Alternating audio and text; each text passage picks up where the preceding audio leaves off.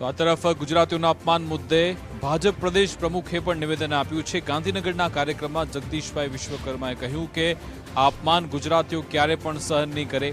6.5 કરોડ ગુજરાતની જનતા કોંગ્રેસને માફ નહીં કરે। આ અપમાનનો બદલો ગુજરાતીઓ લેશે। કોંગ્રેસની સંકુચિત માનસિકતા છતી થઈ। કોંગ્રેસ મુક્ત ગુજરાતનો સંકલ્પ વધુ પ્રબળ બનશે।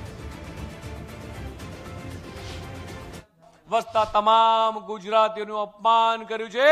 આ અપમાનનો બદલો આ તમામ ગુજરાતીઓ આવનારા દિવસોમાં ચોક્કસ લે। જે તેમણે ગુજરાતીઓને અભણ કીધા છે, જે તે મૂર્ખ કીધા છે, આ ગુજરાતની 6.5 કરોડ જનતા એ ક્યારેય માફ નહીં કરે। આ દેખાય છે કોંગ્રેસની માનસિકતા। કદાચ હજી અહીંયા મને લાગે છે કે આપણે બધાએ કોંગ્રેસની આ માનસિકતાને એ ક્રશ કરવાની સાચી જરૂર છે। જે રીતે બૂથની અંદર આપણે ગુજરાત કોંગ્રેસ મુક્ત ગુજરાતનો જે સંકલ્પ છે, એ સંકલ્પને હજી વધારે પ્રબળ કરીને એ દિશામાં મિત્રો આગળ વધવા।